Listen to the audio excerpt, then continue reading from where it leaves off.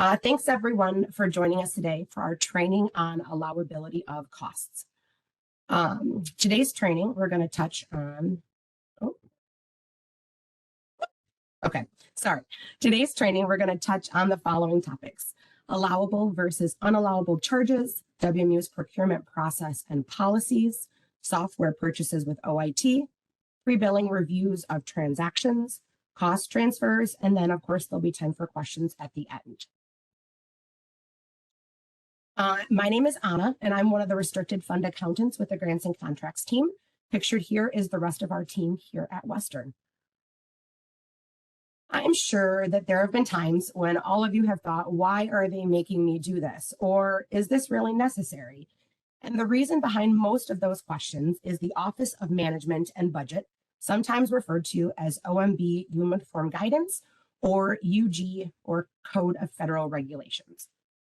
The OMB provides guidance to federal agencies on government-wide policies and procedures for the award and administration of grants and agreements. They also oversee federal agency regulations implementing that OMB guidance. The Federal Code of Regulations outlines and provides specifics on managing federal awards. The link is provided here, as well as available on our website if you ever want to take a deeper dive into our why.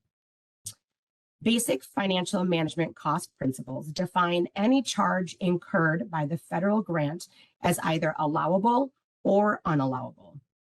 Allowable costs are charges incurred by a program that can be charged to your grant. Unallowable costs are charges incurred by a program that cannot be covered or reimbursed by your grant. Expenses incurred on a sponsored program must be reasonable, allowable, and allocable, and consistently treated, which is why non-federal projects must follow the same policies as federal. Sufficient documentation must be available, attached to a transaction, maintained in a department, etc., to demonstrate that the basic cost principles are met. We're going to take a look at each of these individually. So the first step is reasonableness. What makes a cost reasonable? Is the cost ordinary and necessary? Has proper consideration been given to factors such as arm's length bargaining, sound business practices, or other federal requirements? Are the costs compared to the market prices for comparable goods or services in the geographic area? Have all concerned acted with prudence, considering their responsibilities to the organization, community, and others? Does it adhere to established practices and policies? And what might an unreasonable cost be? What about an espresso machine? Probably not reasonable. Maybe a kayak. Likely won't be approved either on a grant at Western. Next, we're going to take a look at allocable. So the concept of allocability is an important one for awarding agencies and providing fiscal oversight. You may frequently work in collaboration with other grants or departments at the university. As such, you may share resources with those grants and departments. It's important that the portion of the shared resources supported with your grant is consistent with the amount of benefit that you receive. In other words, the cost should be charged in proportion to the benefits received. Here's a quick example. Let's say you rent a van to transport some students. The event is part of a grant and a student-sponsored event. Can you charge the entire cost of the van to the grant? You can't. The charge would need to be split with the department. And then lastly, we're going to talk about allowability. Some questions that we might ask are, is the cost reasonable and necessary for the program? Is the expense in compliance with laws, regulations, and grant terms? To what extent is the expense allocable to the grant? Is the cost adequately documented? Is it consistent with grantee rules that apply to both federally funded and non-federally funded activities? Some examples of allowable charges are consulting services, equipment, and we're going to touch more on that in a bit.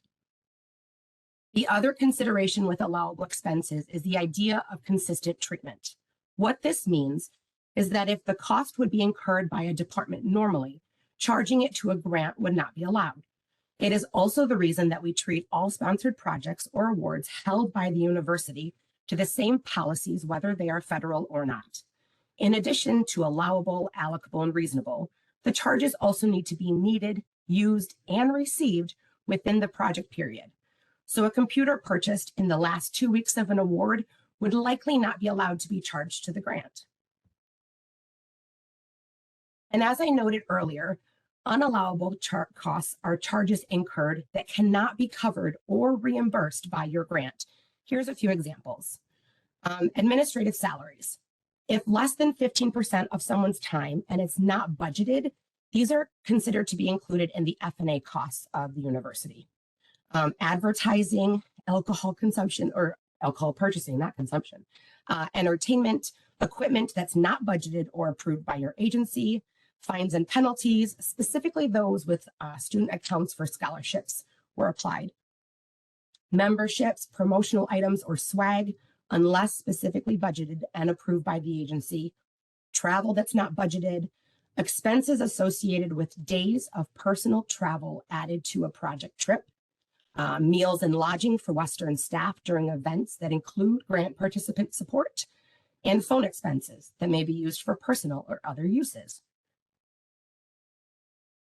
So the university charges a facilities and administration percentage. We typically call it F&A.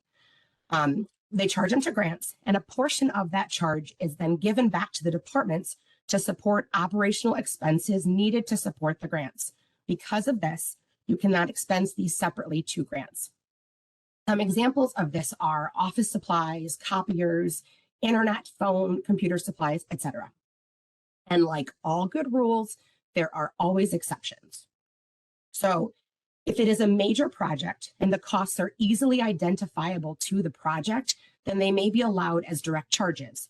Generally, these need to be specifically listed in the line item budget and or budget narratives. Some examples may be if your project has a large mailing to distribute information, and they can expense the postage. If projects require dedicated phone lines to gather data, then they can allocate a portion of the cost incurred toward that. Sales tax is another item that is unallowable, with some exceptions, of course.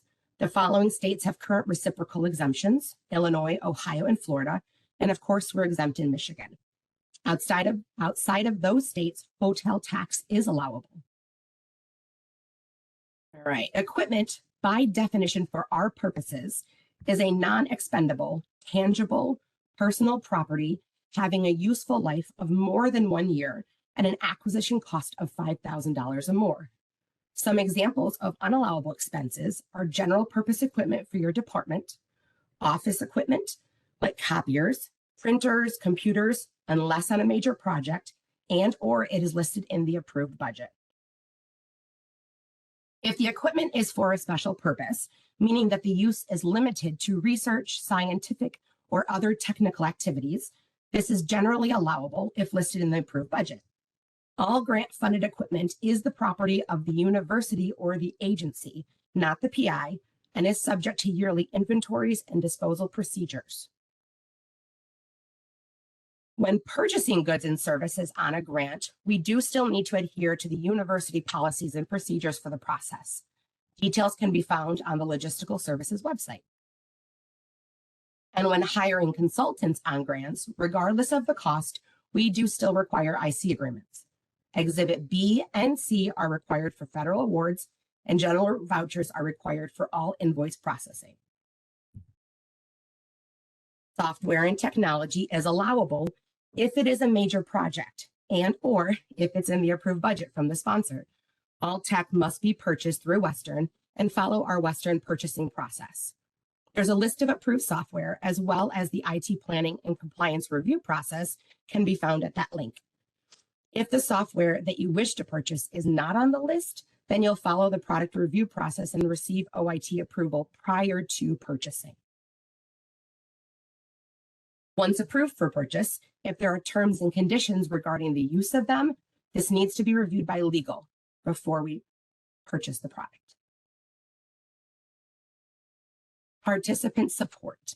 Participant support is defined in the uniform guidance as direct costs or items such as stipends or substance and allowances, travel allowances, and registration fees paid to or on the behalf of participants or trainees, but not employees, in connection with conferences or training. So who is a participant? Participant is an individual who is receiving a service or training opportunity from a workshop, conference, seminar, symposium, or other short-term instructional or informational sharing activity funded by a sponsored award. These are not Western employees. These are also not research subjects. Participant support costs do not include expenses incurred to incent or enable research subjects to participate in studies, such as gift cards, stipends, dependent care costs, parking fees, and transportation. Funds provided for participant support that are not spent cannot be rebudgeted for use in other categories except with prior written approval from the sponsor. In most cases, unspent participant support funds must be returned to the sponsor. Participant support does not charge F&A. This is important to remember when we're moving funds, since a move to cover, say, supplies or payroll would be subject to an F&A charge, and this will affect your bottom dollar. Participant supports costs may include the following expenses. They may be event registration fees. They may be stipends in a predetermined amount regardless of actual costs for housing and substance allowance, travel costs when the sole purpose of the trip is to participate in the project activity, meals and incidentals when on travel status, training materials, and additionals, of course. All costs are reimbursed or paid on behalf of the participant, must be incurred within the project period and be specifically allowed by the sponsoring agency. Participant support costs are budgeted in a separate line, and they must be accounted for separately. Documentation must be retained whenever managing participant support costs and may vary based on scope of work or revisions to the award, prior approval, or budget requests. Programmatic documentation should include sign-in sheets for participant attendance at workshops, documentation on supplies that are ordered or distributed to participants and how they support the participant in the project activity, and list of participants and materials the expenses are for. So to ensure the charges are allowable, allocable, and reasonable, the restricted fund accountants review expenses on accounts prior to billing the sponsors. This is what prompts us traditionally for additional information from the departments about the charges. If it is determined to be unallowable, then we will request that it be transferred to another unrestricted fund or cost center. On the flip side, if it was accidentally charged to a department account instead of the sponsored project, then a cost transfer form must be completed and submitted with documentation for the approval of the Director of Grants and Contracts. To minimize the need for cost transfers, these are a few tips for success. We recommend that you request a pre-award account when the new award is in process, and we internally call these backstops. When the online use the online procurement card reallocation process to charge projects directly for supplies when using the department pro card. Charge grant and funds directly for all other expenses. And then we always recommend that you monitor your fund and department activity frequently to catch any errors or omissions that may happen. And as a recap, when we're looking at expenses, it's not just whether they're allowed or not, it's also that they are allocable and reasonable. When purchasing equipment and software, we must follow the university procurement policies and procedures. And your restricted fund accountant asking about charges on the account and needing details is just part of the process. The cost transfers should be minimized whenever possible by charging to the correct departments at the beginning. And what I got. Does anyone have any questions?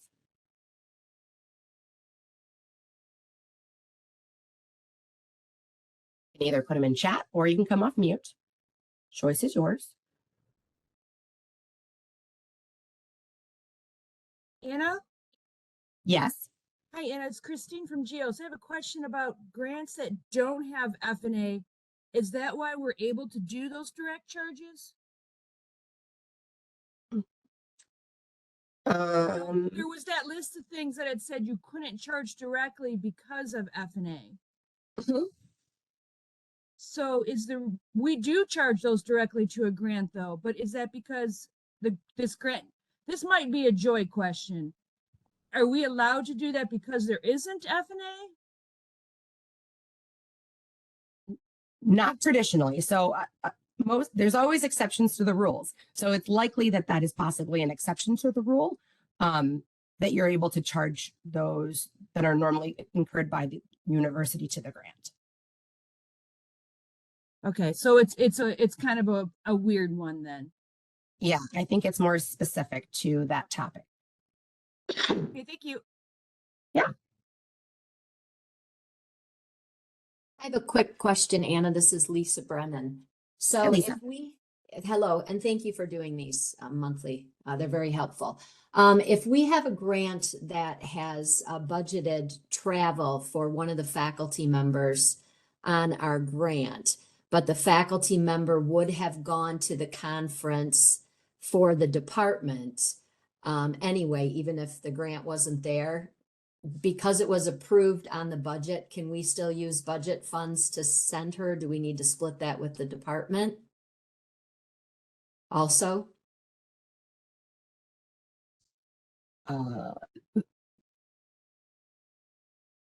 I'm going to say, now your restricted fund accountant could chime in and say differently, but because it was budgeted and it was in the scope of work, specifically that this grant was going to cover those costs to send them to that conference, then I would say you could charge the cost of it to it in the budget, and it was approved by the sponsor and it was spelled out in the beginning that way. Okay, thank you. Yes. I agree with that. Excellent. Thanks, Joy. Can you hear me? Like, Yes. Anna, it's Kim Tembrell. Can you hear me? Yeah. Hi, Kim. Hi, I have a question that I know may or may not be specific to some of our grants, and that's about anonymous participants. So I just thought it might be helpful for other people who have this. How do you like those tracked when they receive like gift cards for participating in a project or enjoying food and beverages like at a focus group meeting? Sure. So there are details on this on our website, but in a nutshell, so there needs to be essentially two lists of tracking. One where you would know who the participants are and you would assign them a number, 1, 2, 3, 4, 5. And then when you submit the gift card redemption or the whatever attendance, then you would use those same numbers, person 1, 2, 3, 4, 5. And so what would be on file with the grant would be an anonymous, but that there would still be, you would be able to cite if needed who these actually went to because you had a record, a closed record in your files. If that makes sense.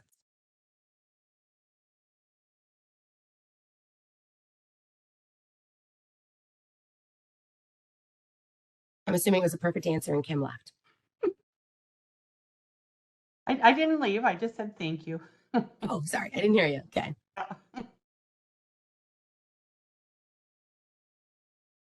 Anyone have any other questions?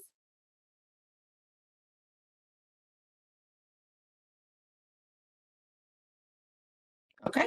Well, as a reminder, we do these monthly. So the next 4 months are listed and on our website, registration is available. So recommend you get on that. Put those on your calendar now so you can attend these. The recording will be up within the week on our website to share with colleagues if they weren't able to attend today. And thanks everyone for coming.